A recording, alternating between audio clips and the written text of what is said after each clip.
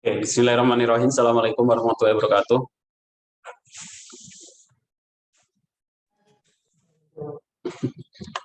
Imut semua. Kadang tak mute.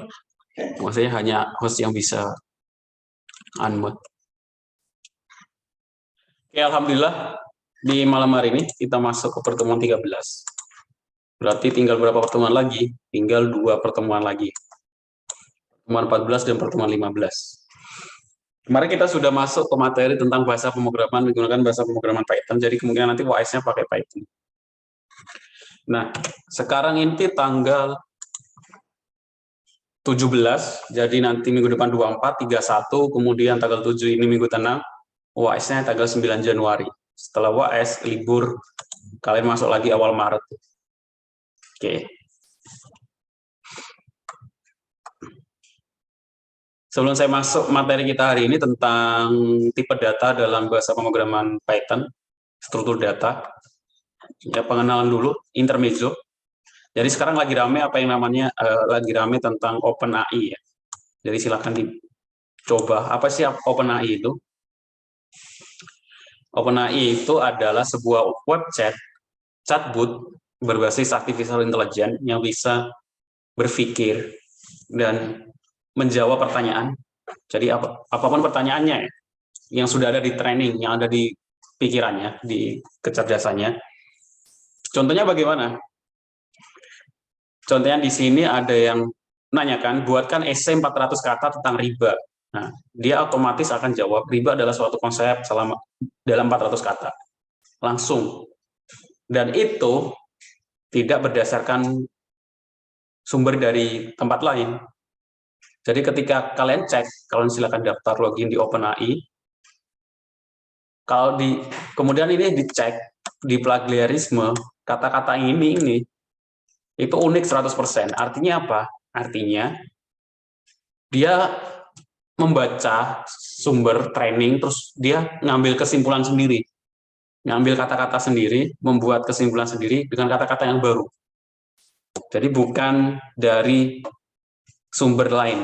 Di copy paste itu enggak, karena plagiarisme checkernya itu unik 100%. Artinya kata-kata itu baru, enggak ada dari tempat lain.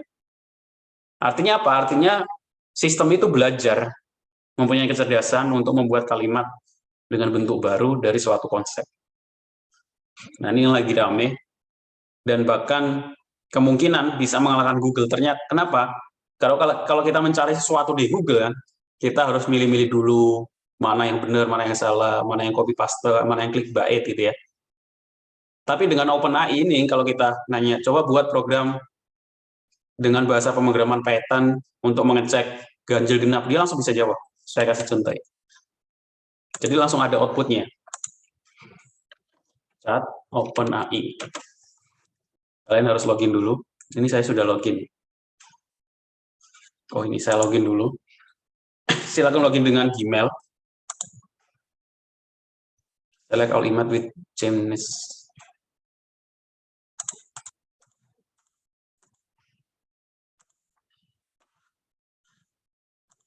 Saya kasih contoh ya. Kemarin kita belajar tentang bahasa pemrograman for kan. Oke, saya tanya ke OpenAI, saya perbesar biar kelihatan. Buat, kalau saya kasih perintah ya, buat program dengan Python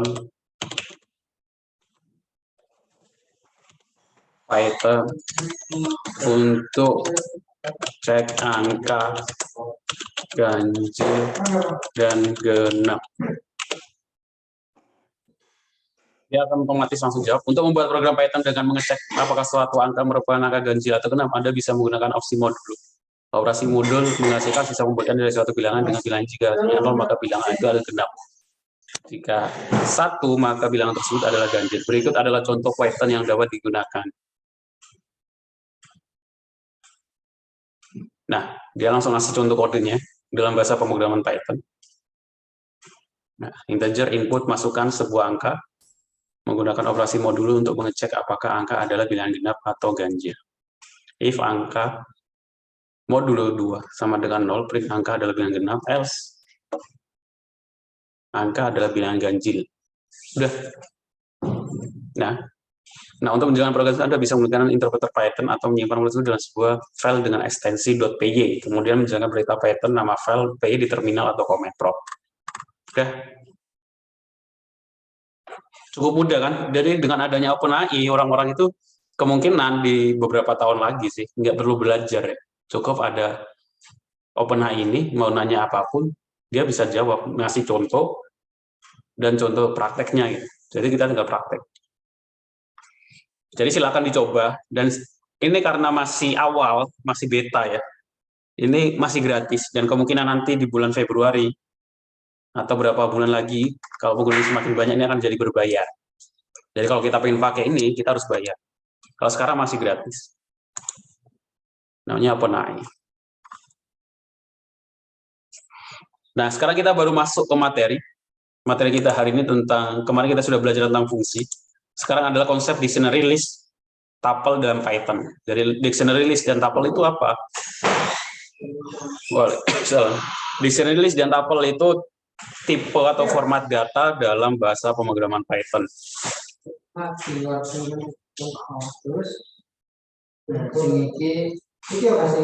Nah, dalam bahasa pemrograman Python, data struktur itu dibagi menjadi dua.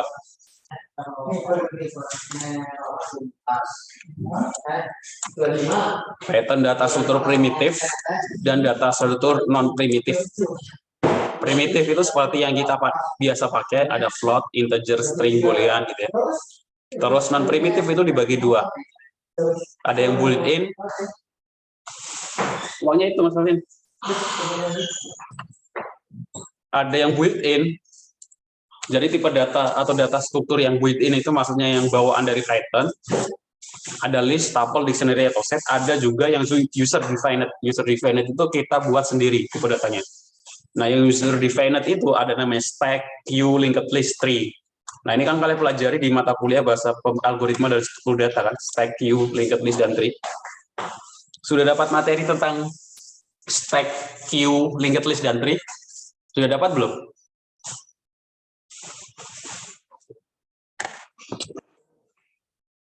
Sudah dapat belum?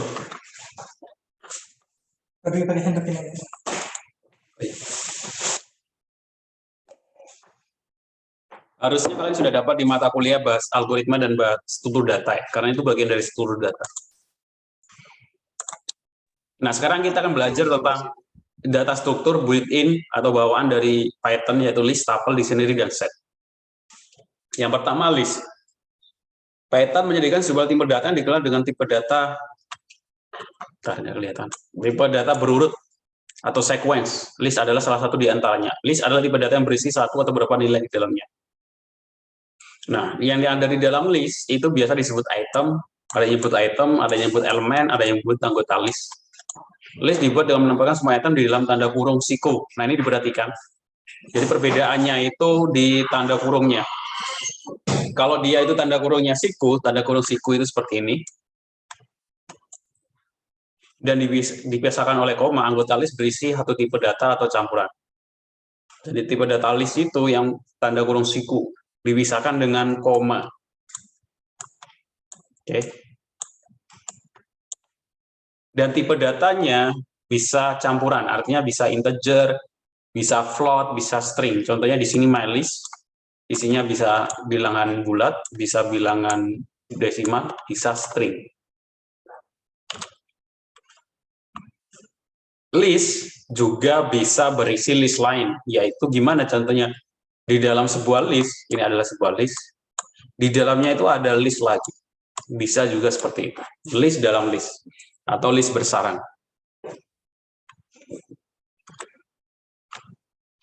Cara implementasinya bagaimana? Untuk cara mengaksesnya kita panggil dengan nama list, diikuti dengan indeksnya. Indeks itu apa? Indeks itu nomor urut atau nomor absen. List itu punya nomor urutnya, indeks atau indeks gitu ya. Mulainya dari berapa? Mulainya dari 0. Jadi kalau semuanya saya punya variabel namanya mylist. Terus isinya I love Python Programming 2017. Nah, ini kenapa di string ini pakai tanda kutip 2? Jadi kalau kita menuliskan sebuah string itu harus pakai tanda kutip. Boleh dua, boleh satu. Kalau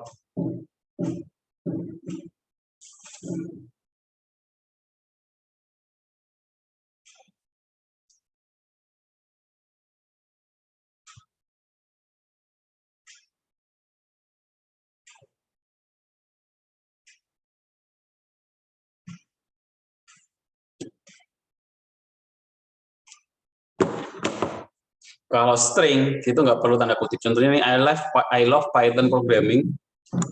Nah ini 2017 ini akan sebuah integer. Kalau integer itu nggak perlu kutip, tapi kalau string pakai kutip.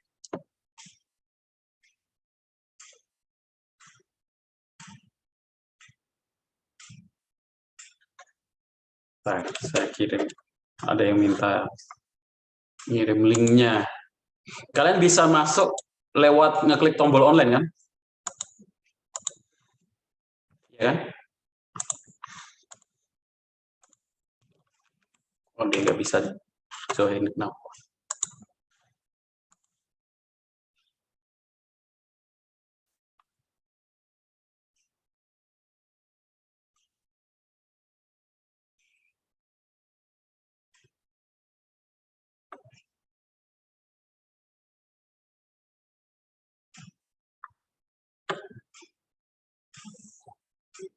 Contohnya, saya pengen mengambil atau mencetak anggota list yang ada tulisannya Python ini. Caranya gimana? Kita cek di sini tuh nomor urut berapa dia. 0, 1, 2, 3, 4. Artinya, kalau kita pengen ngecek atau cetak, kita tinggal print mylist dalam kurung nomor urut atau indeks kedua. Outputnya adalah Python. Nah, untuk memotong, kita juga bisa memotong list. Dari listnya itu kita potong, kita pengen cetak sebagian yang paling depan atau yang paling belakang, sebagian depan atau sebagian belakang atau yang tengah. Bisa menggunakan titik 2. Switching akan lebih mudah bila kita memainkan indeks dengan baik. Perhatikan gambar berikut. Jadi ini konsep indeks nomor urut dalam list.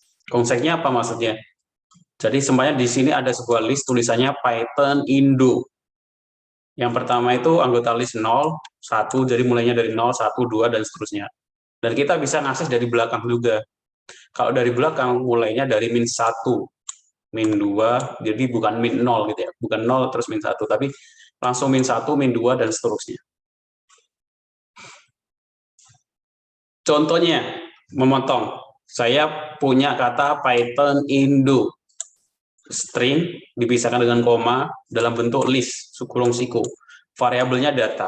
Nah, saya pengen cetak yang tengah-tengah H sampai O dan N. Yaitu indeks nomor berapa? 0, 1, 2, 3, 4, 5. Jadi 3, 4, 5.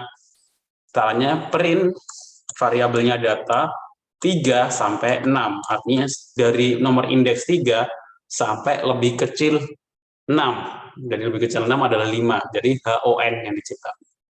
Atau kita pengen mencetak angka dari indeks nomor urut 4 sampai terakhir. Nah, kalau sampai terakhir kita nggak perlu cetak semuanya. Kita bisa nggak perlu nulis indeks terakhirnya, nomor urut terakhirnya berapa. Enggak, tapi cukup data, print data, indeks 4.2 kosong. Artinya apa? Kalau kosong berarti sampai terakhir semuanya. Bisa juga sebaliknya. Jadi kalau kita pengen cetak dari indeks 5 sampai yang pertama, itu boleh 0 sampai 5, 6, atau boleh dikosongin. Titik 2 langsung 5 seperti ini. Maka yang kecetak adalah dari yang pertama sampai indeks nomor 5. Oke, cukup jelas? Ada pertanyaan sampai di sini?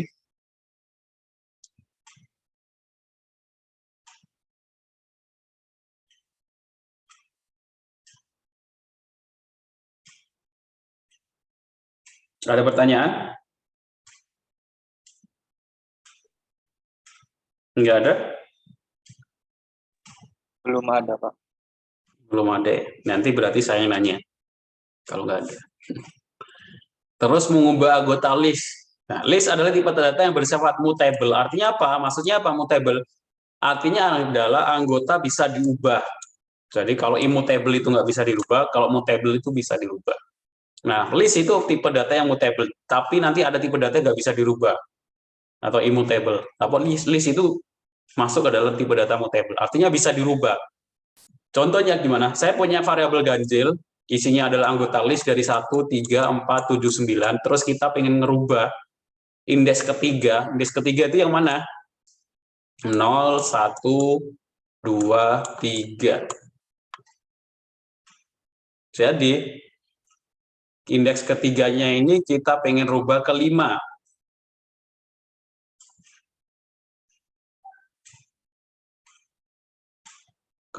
Indeks kedua ya. Ubah item ketiga atau indeks kedua. 0, 1, 2, 4-nya ini, 4 kan bukan bagian dari ganjil ya, 4 itu genap. Jadi 4 ini kita pengen rubah menjadi 5. Caranya bagaimana?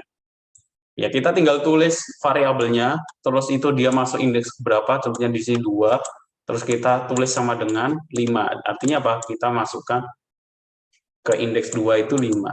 Nah, di sini kalau di print ganjil 1, 3, 5, 7, 9. Jadi yang sebelumnya ini 4 berubah menjadi 5. Hanya kita panggil nama indeksnya terus sama dengan. Terus kita bisa juga mengubah sekali banyak. Caranya bagaimana? Sama seperti yang tadi, pakai sledging. Jadi dari indeks kedua sampai ke 5 diganti menjadi 11, 13, 15. Jadi indeks kedua 13, 15, 13, 11, 15 berubah menjadi 11, 13, 15. Jadi kita bisa merubah anggota list satu-satu atau langsung beberapa. Di dalam list juga punya fungsi. Fungsi itu apakah sudah saya sampaikan materi tentang fungsi minggu kemarin ya. Jadi fungsi itu program yang kita buat sendiri terus kita panggil. Nah, di list itu punya fungsi sendiri yang bisa kita pakai, bawaan, fungsi bawaan. Yang pertama, fungsi append berguna untuk menambahkan anggota ke dalam list. Jadi kalau kita ingin menambahkan anggota, kita nggak perlu manual, kita langsung aja menggunakan fungsi append. Caranya gimana? Misalkan di sini ada ganjil 1, 3, 5, 7, saya pengen nambahkan 9 di belakang. Kita tinggal nama variabelnya, titik, nama fungsinya append, terus 9. Otomatis nanti 9 akan muncul di belakang. Jadi append itu bahasa Indonesia, bahasa Inggris ya. Kalau kalian tambah cari di Google Translate namanya menambahkan append atau menyisipkan. Nah, terus extend, ada juga fungsi namanya extend untuk menambahkan anggota list ke dalam list, menambahkan anggota list ke dalam list. Contohnya gimana?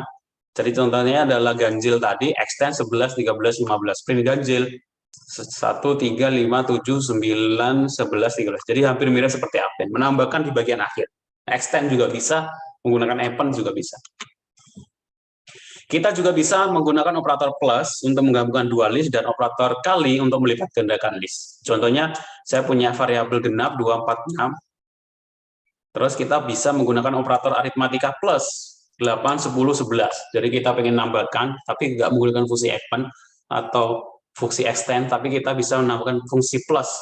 Plus list 8, 10, 11. Jadi kalau di print, dia akan menjadi satu buah list yang tersambung. Kita juga bisa menggunakan operasi aritmatika perkalian. Nanti listnya akan dikalikan 2. Contohnya di sini PY kali 2. Nanti outputnya adalah PY 2 kali PY, PY. Jadi bisa dengan operator aritmatika plus dan operator aritmatika kali. Terus ada fungsi insert, sama seperti fungsi yang tadi untuk slicing, menambahkan data. Fungsi insert itu menyisipkan angka, insert dari bahasa insert kan masukkan ya. Jadi contohnya kita punya variabel ganjil, datanya 5, 7, 11, 13, 15, terus kita pengen menyisipkan angka 9 di tengah list ini, kita bisa menggunakan ganjil, insert. Nah, ini ada dua parameter dalam fungsinya. 2 itu apa? 2 itu posisi indeksnya mau dimasukkan kemana, terus 9 itu adalah nilainya. Jadi dia itu dimasukkan ke indeks kedua, 0, 1, 2, di sini, nilainya adalah 9. Jadi ganjil.insert 2,9. Nanti akan muncul list baru dengan angka 9 di tengah. Setelah 7. Oke, cukup jelas? Ada pertanyaan sampai di sini? Nah, terus ada tipe data lain, namanya tuple. Bacanya tuple atau tuple. Tuple mirip dengan list, bedanya tuple bersifat immutable. Jadi dia mirip seperti list, konsepnya menyimpan data. Tapi dia sifatnya immutable. Immutable itu artinya apa? Data tidak bisa dirubah. Kita menggunakan tuple bergantung kebutuhan. Untuk beberapa hal, tuple memiliki kelebihan sebagai berikut. Karena tuple adalah immutable, maka iterasi pada tuple lebih mudah dibandingkan list. Tuple bisa berisi anggota yang immutable yang dapat digunakan sebagai untuk dictionary. List tidak bisa dipakai untuk itu. Kalau kita memerlukan data yang memang tidak dapat diubah, maka menggunakan tuple bisa menjamin bahwa data tersebut akan write protected. Jadi kalau kita butuh data yang nggak bisa dirubah, gitu ya, maksudnya orang lain nggak bisa merubah, supaya orang lain nggak bisa merubah, tetap kita bisa menggunakan tipe data tuple. Tuple dibuat meletakkan sama anggota di dalam tanda kurung biasa, buka kurung tutup kurung. Nah ini bedanya. Kalau list itu kurung siku, kalau di keyboard itu pakai shift samping P. Nah kalau tuple menggunakan buka kurung tutup kurung biasa. Jadi ini tuple sama print tuple 1, 2, 3. Bedanya ini adalah immutable, nggak bisa dirubah. Kalau kalian berusaha merubah data isi tuple, nanti akan error. Seperti halnya list, kita bisa mengakses anggota tuple lewat indeks menggunakan format nama tuple sama si indeks. Sama seperti tadi ya. Untuk mengaksesnya kita tinggal sebutkan indeksnya ke berapa. Bisa dari depan 0 atau bisa dari belakang min. Terus di sini min 1, maka outputnya adalah n dari belakang. Setelah dibuat, maka anggota tuple tidak bisa lagi diubah atau dihapus. Akan tetapi, bila anggota tuple adalah tuple bersarang dan anggotanya seperti list, maka item pada list. Jadi, kalau tuple-nya itu bersarang, contohnya seperti ini, ada sebuah tuple, dalamnya itu ada list, di dalam tuple itu ada list, maka bisa dirubah. Yang bisa dirubah adalah list yang ada di dalam tuple. Seperti itu. Seperti halnya string dan list, kita bisa menguji apakah sebuah objek adalah anggota dari tuple atau tidak, yaitu menggunakan operator in atau not in. Jadi kita pengen cek, ada nggak, contohnya di sini, saya punya variabel mytuple, isinya 1, 2, 3, ABC, terus saya pengen cek, ada nggak angka 3 di dalam variabel tuple, jadi print 3 menggunakan fungsi in mytuple, dari apakah 3 itu ada di in mytuple, outputnya akan true. Tapi kalau apakah itu ada in mytuple, outputnya akan false. Termasuk bisa in atau not in. Contohnya K, apakah itu tidak ada di tuple? Iya, jawabannya true. Dia tidak ada di tuple.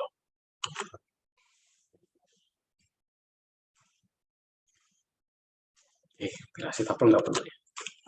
Terus data yang terakhir, setelah ini masih ada lagi. Oh ada. Setelah dictionary nanti set. Yang terakhir, sebelum terakhir ada dictionary, adalah tipe data yang anggotanya terdiri dari pasangan kunci dan nilai. Tipe data ini bersifat tidak berurut atau unordered, sehingga anggotanya tidak memiliki indeks. Tadi sebelumnya kan saya sudah bahas istilah indeks ya, nomor urut. Nah, kalau kita punya tipe data yang nggak pengen ada indeksnya, tapi menggunakan kunci, jadi contohnya kita nggak pengen nyimpan berdasarkan nomor urut, ya. Kita pengen panggil berdasarkan nama, gitu ya. Kita bisa menggunakan dictionary. Karena isinya nanti ada key dan value. Jadi nama, kunci, dan isinya. Contohnya bagaimana? Contohnya seperti ini, saya buat variabel student, dictionary, dalam bentuk dictionary itu, nah ini. Kalau dictionary menggunakan buka kurung Kurawa. Jadi ada 3 ya, kurung biasa, kurung siku, sama kurung Kurawa.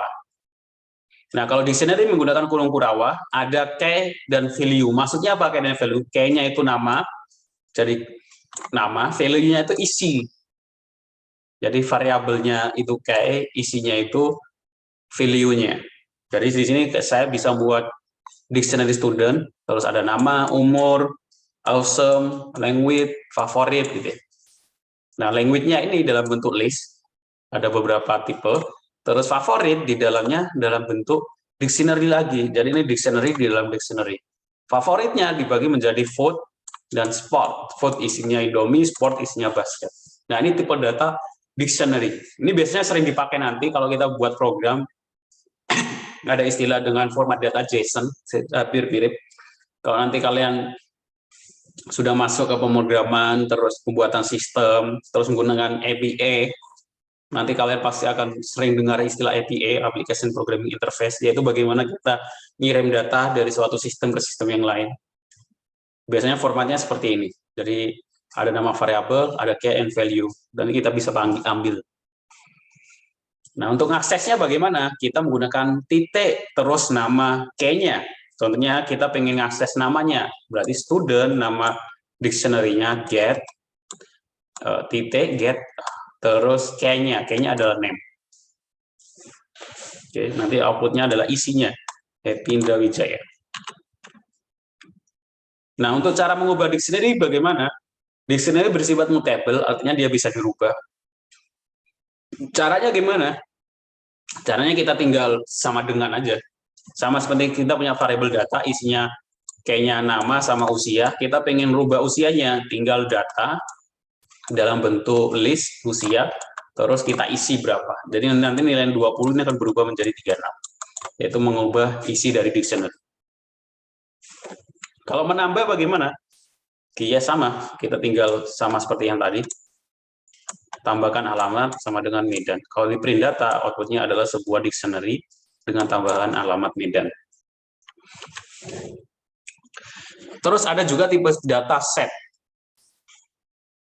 Set merupakan struktur data yang memiliki kelebihan yaitu bersifat unik. Jadi ketika dia memasukkan data pada sama set, maka suatu data itu akan di-replace. Jadi kita butuh tipe data yang kalau ada data yang sama, kita nggak nyimpan dua-duanya gitu ya. Semuanya kita menyimpan data mahasiswa berdasarkan kota. Karena ada yang dari kota Bekasi banyak, ya kita simpan satu aja, nggak perlu harus simpan Bekasi gitu. Nah itu kita bisa menggunakan tipe data set, yaitu tipe data yang bersifat unik. Artinya apa? Artinya kalau ada yang sama, ya dijadiin satu gitu ya, disimpan yang satu saja. Namun yang perlu diperhatikan bahwa struktur data set juga bersifat unordered atau tidak berurut. Selain itu, set juga bersifat unindexed. Jadi bedanya adalah dia tidak berurut, tidak ada indeksnya, dan juga harus unik. Pakai tanda apa? Dia mirip seperti dictionary, menggunakan tanda kurung kurawal, tapi dibedakan dengan koma, langsung isi. Nah, untuk nambah data pada set bagaimana? Kita bisa menggunakan fungsi add dan fungsi update. Contohnya saya pengen nambahkan data food, di sini sudah ada burger, pizza, sup, burger, milk. Burger ada 2 kali ya. Harusnya beda. Harusnya nanti ini yang disimpan cuma 1 burger. Terus kita tambahkan coffee, tinggal food, fungsi add, coffee. Kita juga bisa menggunakan fungsi update, food, update, sandwich, and ice cream. Dia akan menambahkan. Oke, supaya lebih jelas, silakan dipraktekkan. Jadi ini praktek, bukan tugas. Kalau pengen paham, ya silakan dikerjakan, dipraktekkan.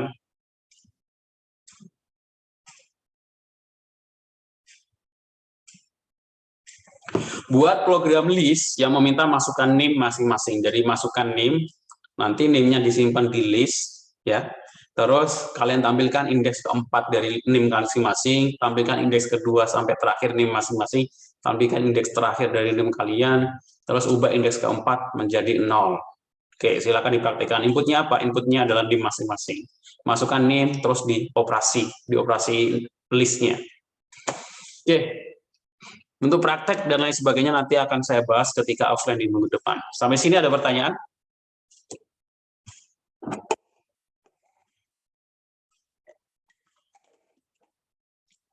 Tidak ada? Oke, silakan dipraktekkan masing-masing. Nanti UAS-nya kemungkinan menggunakan bahasa pemrograman Python. Kalau nggak ada pertanyaan, saya akhiri perkuliahan kita hari ini. Kalau ada salah-salah kata, saya mohon maaf. Assalamualaikum warahmatullahi wabarakatuh. Waalaikumsalam warahmatullahi wabarakatuh.